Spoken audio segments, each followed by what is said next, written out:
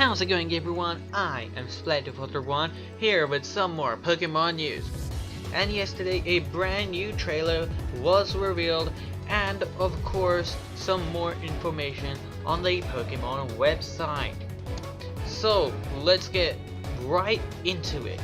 So the first thing I'm going to cover is Z-moves. So that's what they're called, and it comes with this awesome looking art that they provided. It looks so great.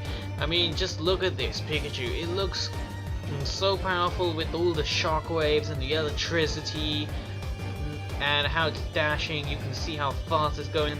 It just looks so cool. It's so good.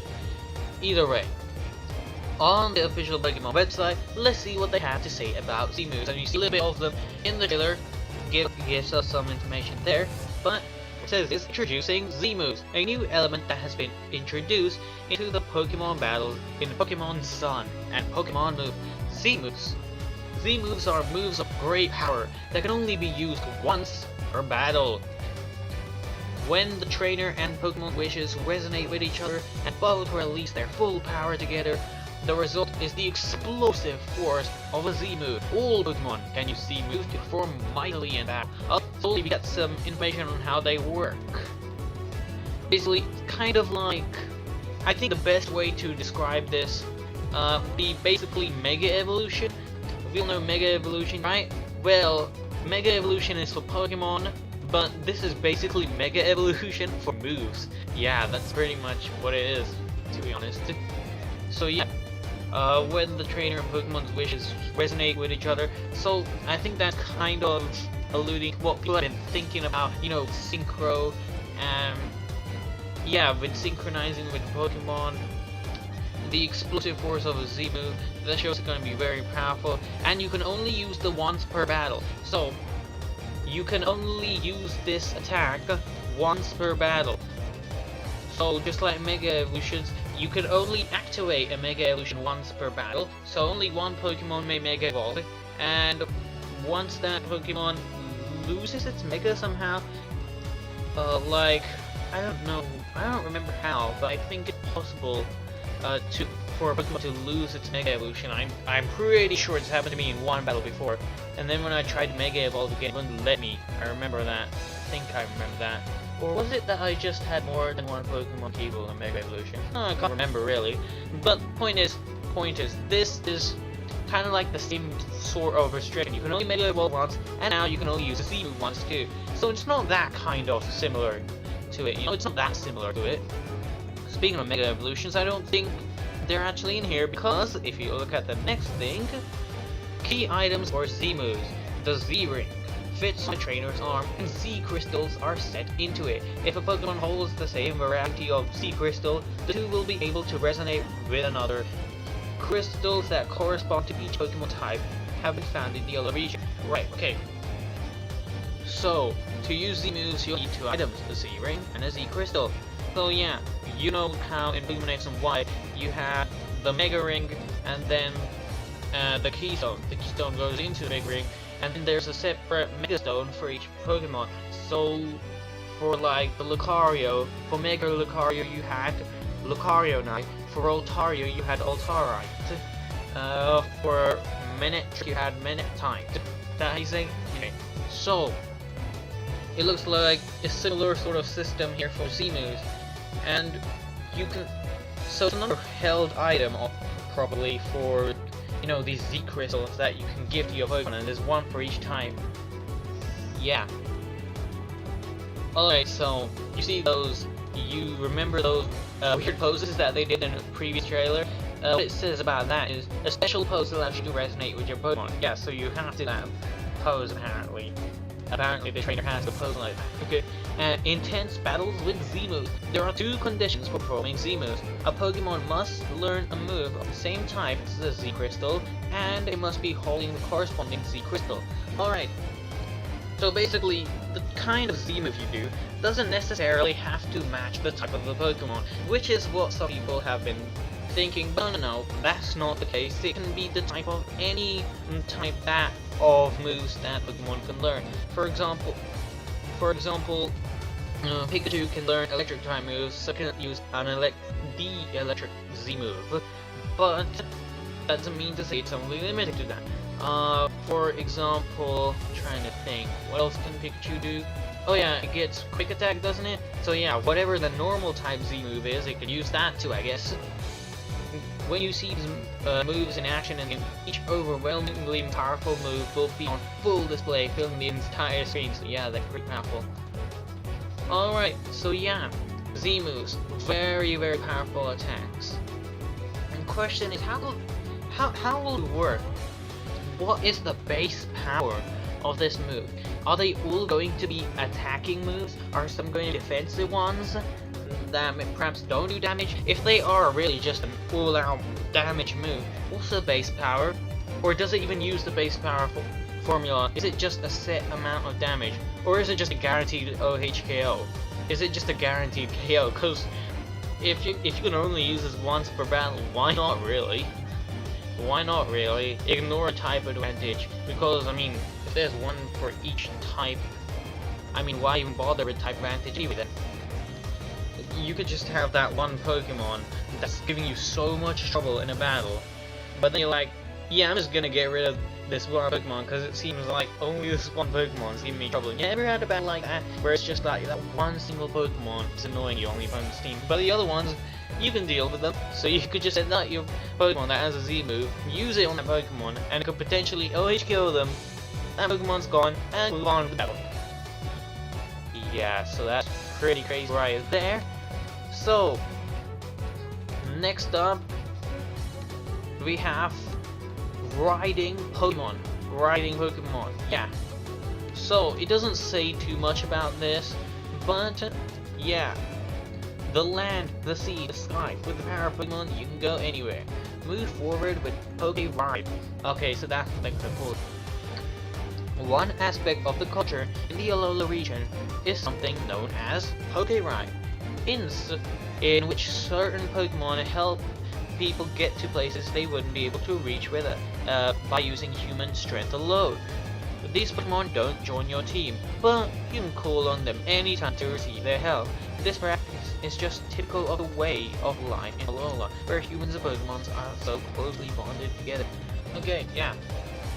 So, I was actually thinking from the previous trailer, the one before this one, that basically you could do this with any Pokemon and your party Pokemon. It seems not to be the case here, because they say these Pokemon don't join your team, but you can call them anytime. So kind of like Mega Latios and Mega Latios in Pokemon Omega Ruby and Alpha Sapphire. You could call them anytime, but well, actually they did join your team, but it kinda didn't matter.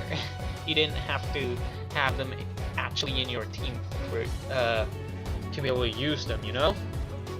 So yeah, these Pokemon don't join your team. It's more like a service that you can just use whenever you want, it seems like. Or maybe there is some sort of limitation, but right now it seems to be whenever you want. And you'll unlock the service as you go. You'll get the ability to use it at some point. So yeah, I think maybe now that I think back, it's probably why all the Pokemon have harnesses and things on. I mean, why would they bother to model that stuff onto them if they weren't like a special thing? But either way, let's move on to the next thing. Alola form. So this is very interesting. I mean, you saw how in the trailer there's suddenly like an ice type Vulpix and a Executor with a really long neck. I mean, what's up with that? Yeah, so that's something new called Alola forms.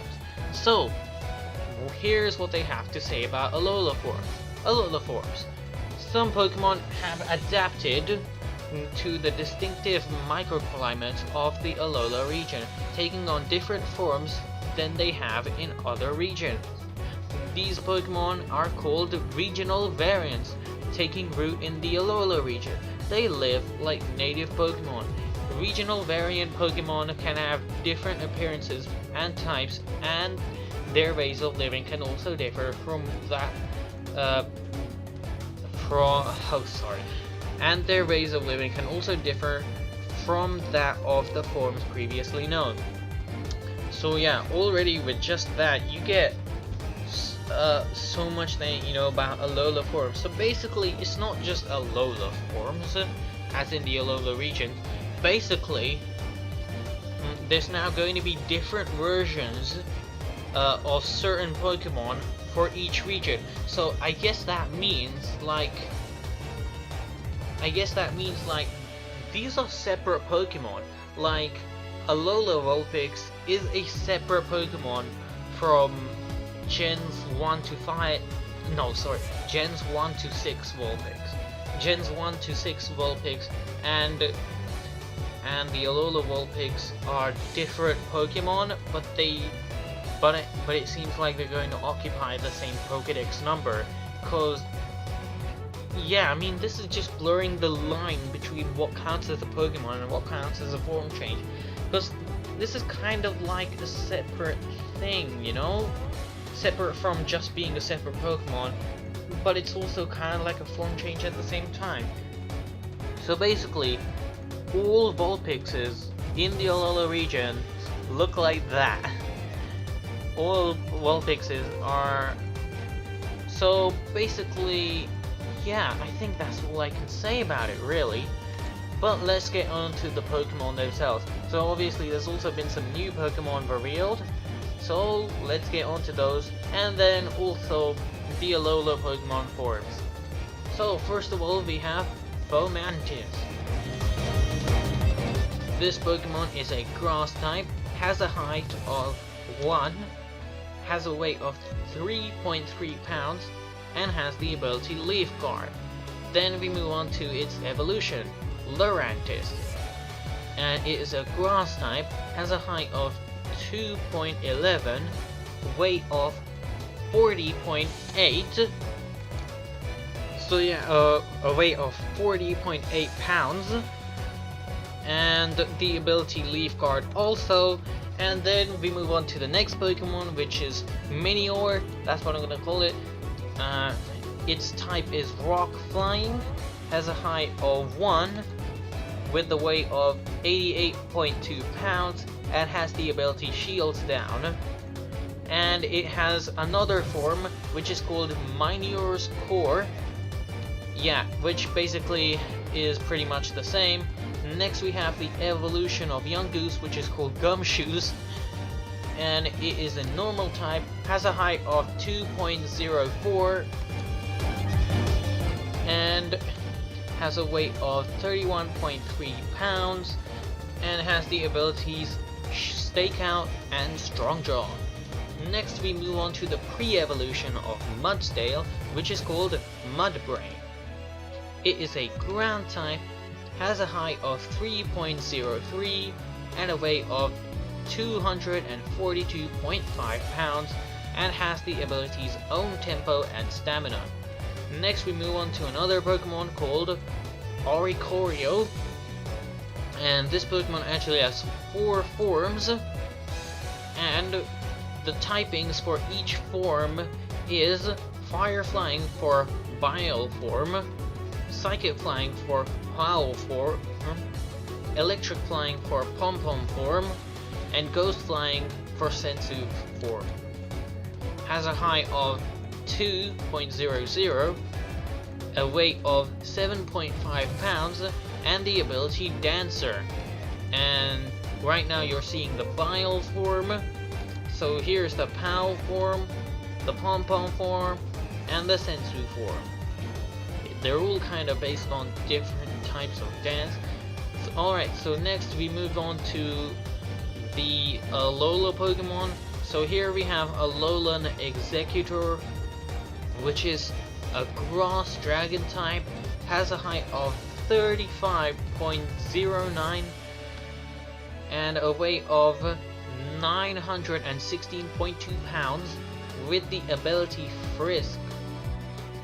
Next we move on to Alolan Sandshrew, which is Ice and Steel type, has a height of 2.04 with the weight of 88.2 pounds, and the ability Snowcloak. Then comes Alolan Sandslash, which it will evolve into, which is an Ice Steel type, has a height of 3.11 and a weight of 121.3 pounds, and the ability Snowcloak. So then comes Alolan Vulpix, which is Ice type, has a height of 2.00, a weight of 21.8 pounds, and the ability Snowcloak. Then it evolves into Alolan Ninetales, which is Ice Fairy type, has a height of 3.07, a weight of 43.9 pounds, and the ability Snowcloak also. Alright, so of course we have all the descriptions for all these Pokemon and forms and stuff. Alright, so let's get right into it with Fomantis. Let's see what it says. Fomantis is nocturnal, and it performs photokinesis while it sleeps, during the day by spreading out its leaves in all directions. Because of the danger of staying in the same location 2 days in a row, Fomantis begins its search for the next day spot as soon as the sun sets. For Fomantis, photosynthesis is not just a source of energy lit.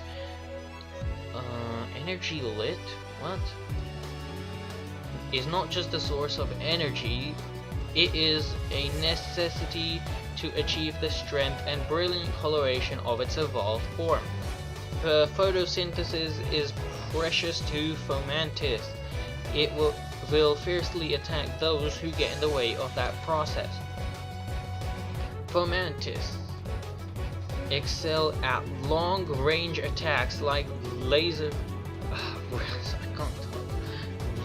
Leaf and Solar Beam. Solar Beam is indeed a powerful move, but since it uses up the energy that the Pokemon has stored through photosynthesis, Fomantis rarely uses it.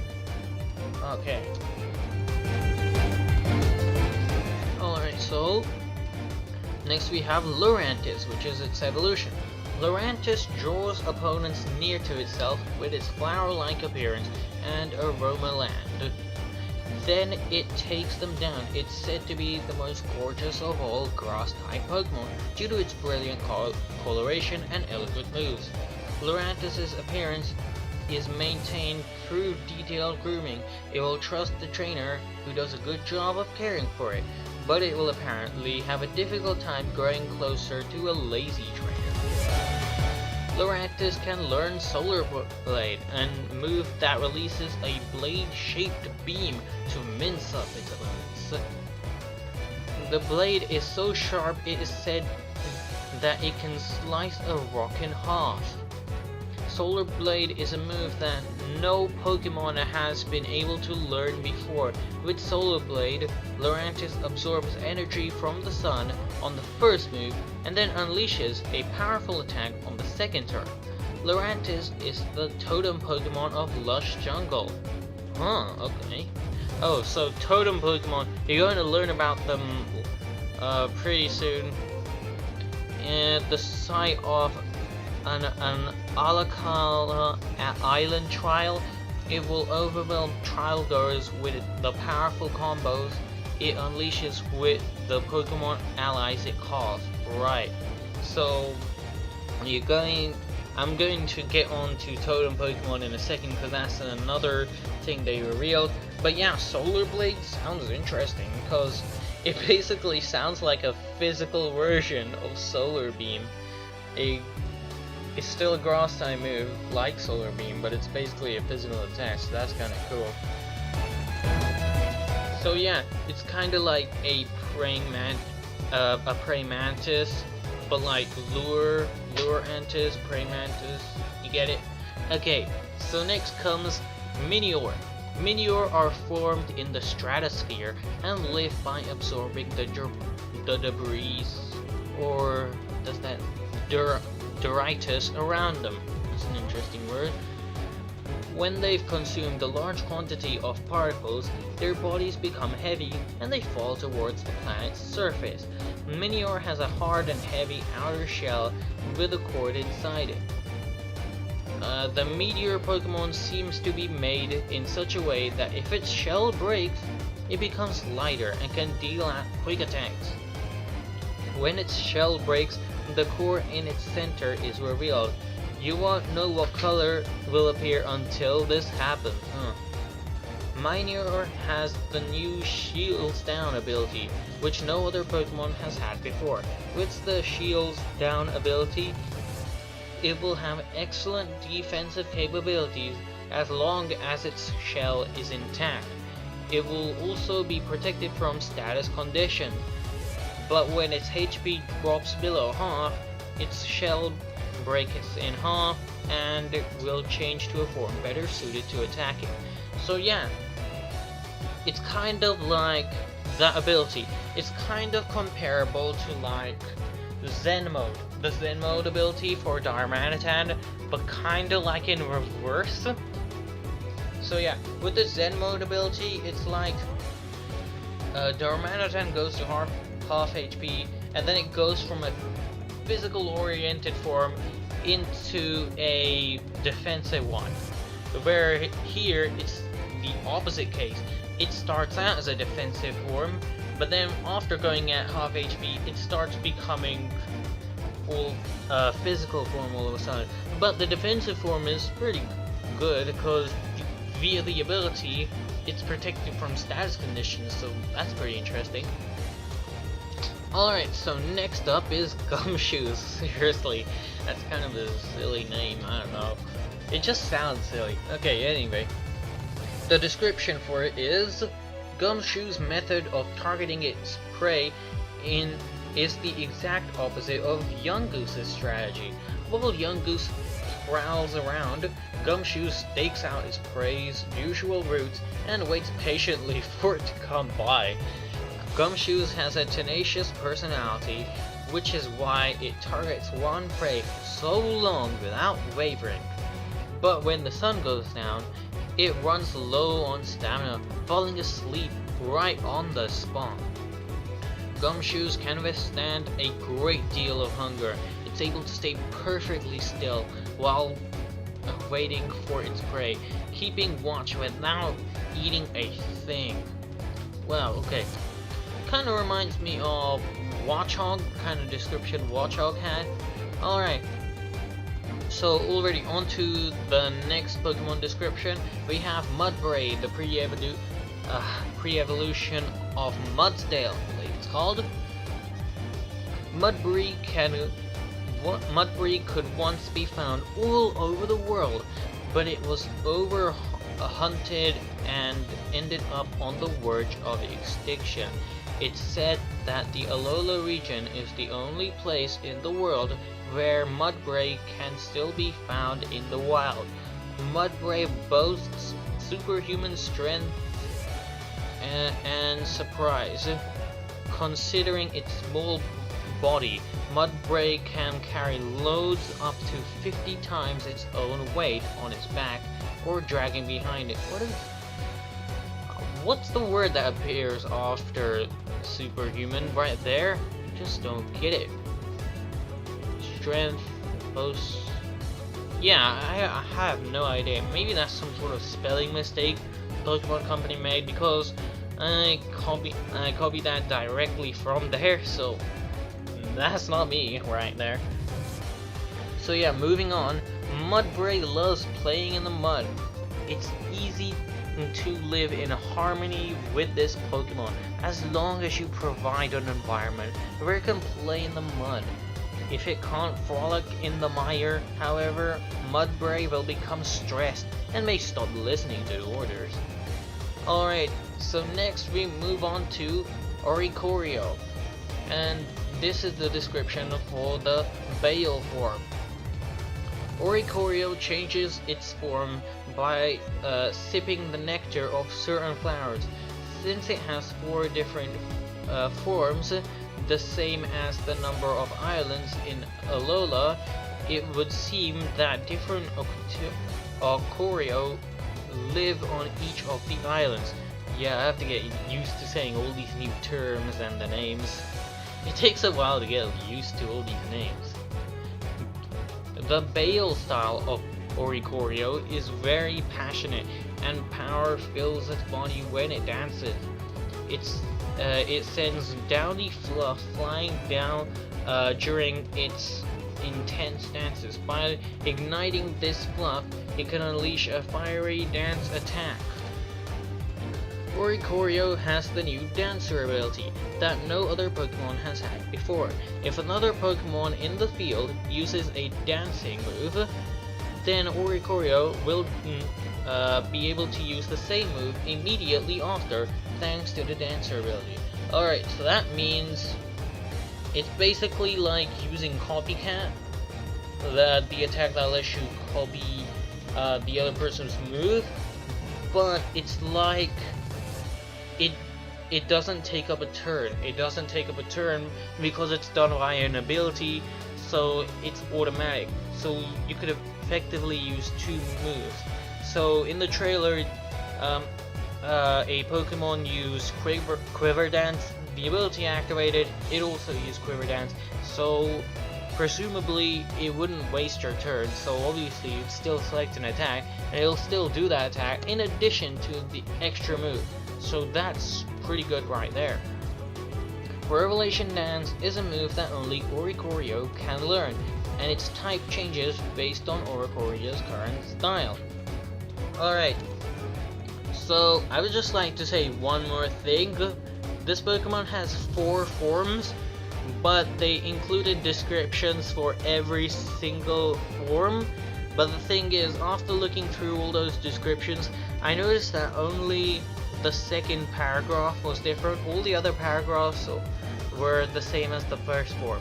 So I'm only going to read the second paragraphs on all these other forms. So here we have Oricorio Pom-Pom form. The Pom-Pom style Oricorio is very friendly towards people, and it uses dancing to encourage trainers who are feeling glum. When it dances, its feathers are charged with static electricity. It can attack with these charged feathers, and sometimes it unleashes a powerful electrical attack. So next we have the, I don't know how you say that, POW? Oricorio POW form. The POW style Oricorio acts at its own pace, which sometimes make it, say, difficult to deal with. It sharpens its spirited moves through dance, which it increases its psychic power. It's said that this dance expresses its gratitude to the guardian deity Pokemon. Alright, so isn't that the totem Pokemon that they've been mentioning throughout in this recent trailer? Yeah, I think that might be what they mean by that. So, final form, Oricorio Sensu form.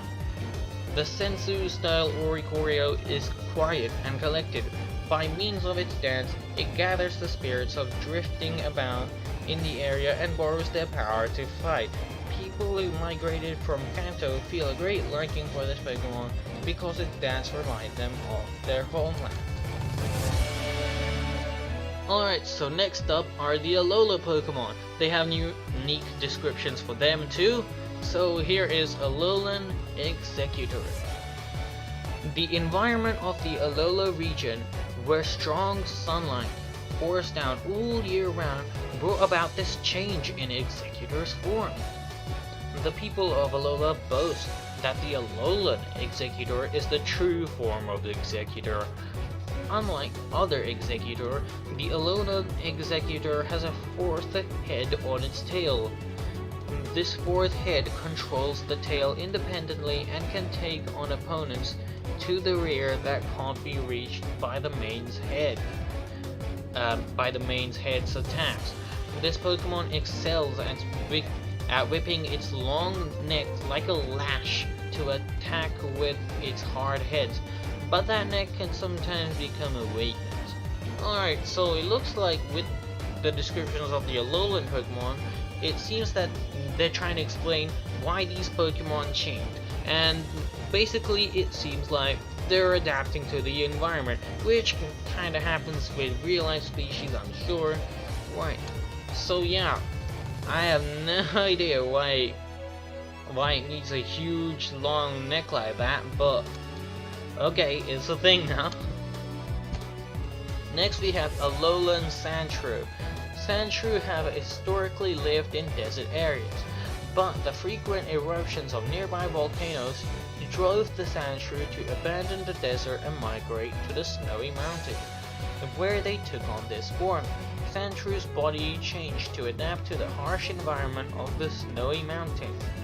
The lowland sand shrew has a shell of ice covering its skin, which is like hard steel. It excels defensively, but lacks flexibility and can't curl its body into a ball like ground type sand shrew can. Okay, so that's interesting. So yeah, that reason, that's actually valid. I still don't understand the reason for Executor's change, but this one I kinda get. So yeah, not many deserty-like places in the Alola region, so it just moves into a snowy mountain, lives there, adapts to the climate, you know, and then suddenly it's an ice type. That's pretty much it. But it seems like that new change in its form also comes with some weaknesses too, because it can't curl up its body like the regular Sandshrew can. So yeah. And it seems to excel defensively, is what it's saying, so that might explain the reason for the steel typing, showing that its shell, so to speak, is pretty thick and pretty tough. Alright, so its heavy weight makes the Alolan Sandshrew slower than normal Sandshrew. Okay, wait. So, does that mean they're going to have different stats too?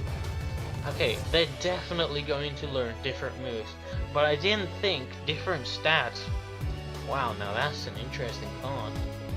Different stats. Different base stats, I mean base stats, of course. Different base stats. Its heavy weight makes the Alolan Sandshrew slower than a normal Sandshrew. But yeah, this really is a different Pokemon than regular Sandshrew. Or like it's an alternate variant specifically for this game.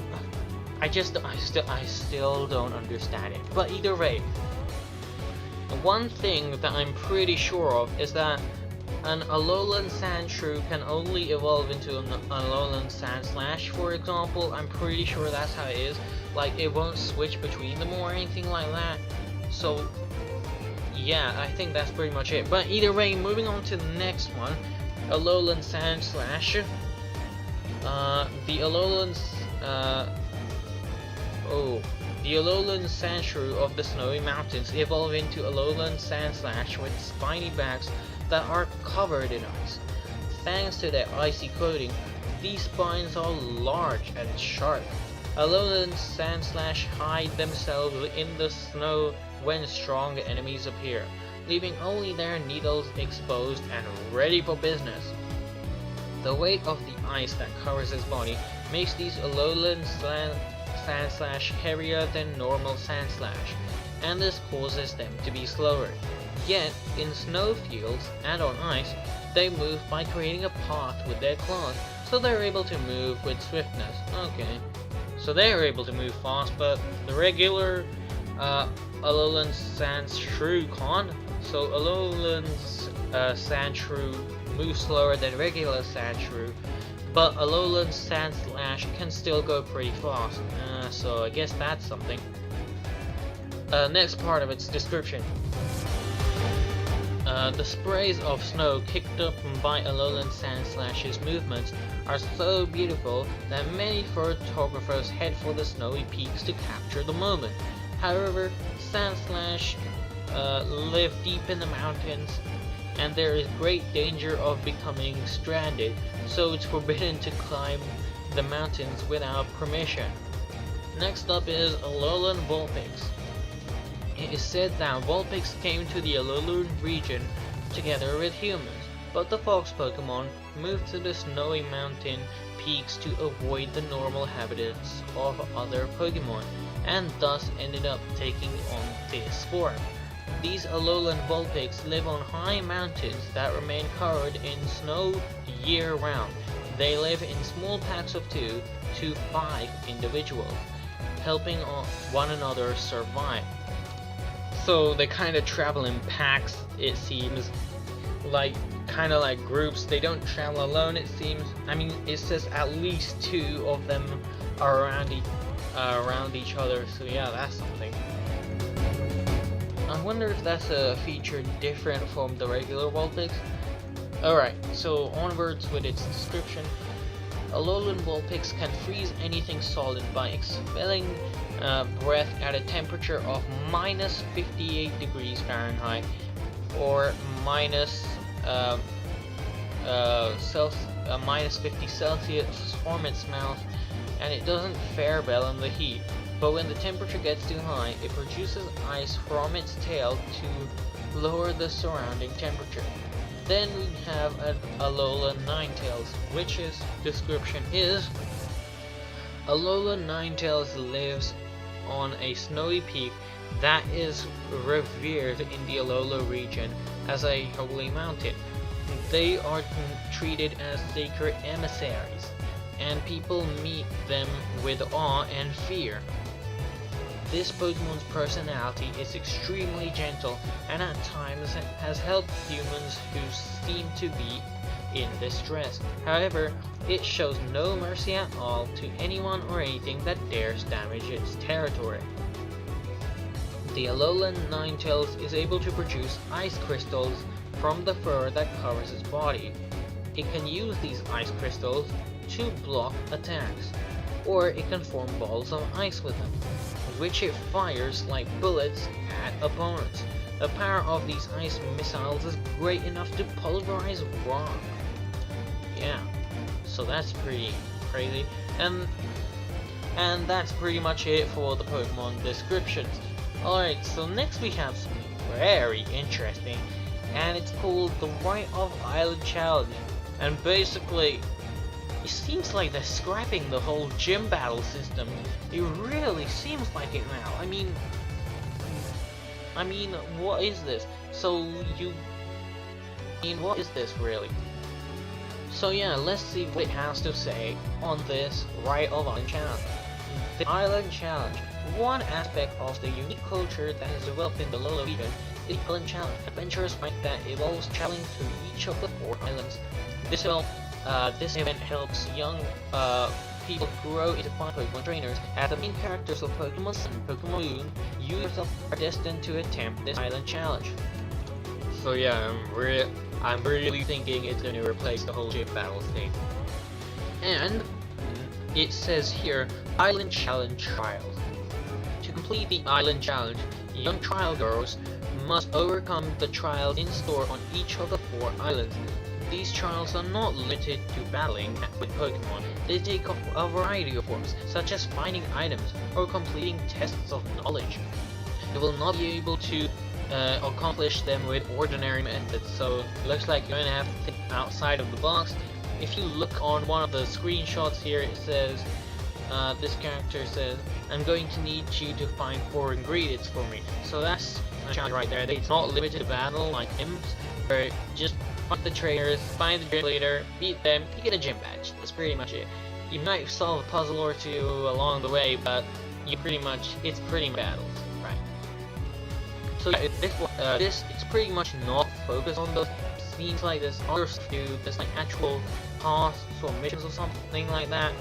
Alright, so next speaks about Totem Pokemon. At the end of each trial, a mighty Pokemon known as Totem Pokemon will be waiting. A Totem Pokemon is much larger than others of its species, and its body is enveloped in a special aura. Right, so you see that in the screenshot, this Gumshoos is definitely different from a regular one. It's it's a bit bigger, has an aura going around it, and if you look in the trailer, when it enters a battle, it says a message, its defense rose, but it actually didn't do the defense increasing animation. But really, I don't really know what the stat increasing animation is for this gen, so we don't know for sure.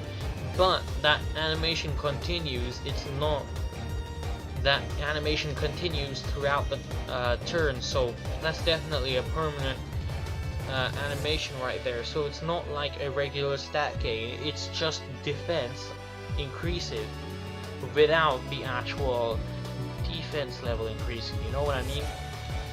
Alright, so sophisticated combos in SMS battles, is that what it's called? When Totem Pokemon battle, they summon ally Pokemon to join them. With the support of these allies, the Totem Pokemon become even more powerful, and it seems that Pokemon other than Totem Pokemon sometimes call on allies to aid them too. Okay, so basically, you see this in the trailer too. Gumshoos called this ally Pokemon, and then a wild a wild Yungoos appears. Yeah, see, the names are kind of similar. So yeah, you can summon other Pokemon. It's basically 2-on-1, and you're one. Oh man. It's 2-on-1, it's like heavily biased on the opponent's side, the opponent being basically a souped up wild Pokemon, a wild Pokemon that's surprisingly more powerful than the regular of its species. So will it just really be a Pokemon a higher stat? Will it, or is it like a new thing, or is it one catch? Can you catch? I mean, it is about Pokemon, but it doesn't seem to be. It seems to be special or something. But or can you catch the ally Pokemon it brings up? And it says that allies can call other Pokemon too. So does that only mean in totem battles, or does that mean that regular wild Pokemon can also just call up another one in the middle of a battle? Is that like a thing now? But either way, last thing it says on this island challenge thing is Grand Trial. The final trial on each island is called the Grand Trial. It is a Pokemon battle against the Kuna who leads the island. If a trial goer succeeds in clearing this Grand Trial, he or she will be publicly recognized as having cleared all of the island's trials and can move on to the next island. Okay, it definitely is different. So basically, it's like one Elite Four member, one gym leader, and one legendary battle all in one, and that's for each island. That's kind of what it feels like, really. Plus, and there's really no gyms. It really seems to go like that. I really like this new system from what it's claiming. I mean, the old system, it was kind of bland. It could go boring after a while, but I really want to see this new system in place to see how it works, and I feel like it's going to be very interesting. I feel like it's going to be much more varied, much more interesting. I mean, but I have a feeling that it's also going to be exclusive to this region only. Like, yeah, I really feel like this might just be exclusive to this region, because a term like Totem, come on, I mean, totems are pretty much Hawaii if you think about it. So yeah, I think that's pretty much going to be exclusive to this region, but nevertheless, it's still cool that they're going to do away with gyms, at least for this gen it seems. But yeah, so that's really cool. Also cool stuff that's been shown in the trailer and on the website. Yeah, it's all been really, really cool. And another thing is that Hala, the character we met previously, is actually one of the island kahunas. So one of the 4 kahunas, which seems to be that there's one for each island, like just as there is one totem Pokemon for each island. So yeah, and I guess that about wraps up this video. So thanks for watching. Be sure to leave a like because it helps the channel, and be sure to subscribe for some more Pokemon news. Alright, thanks for watching. Bye.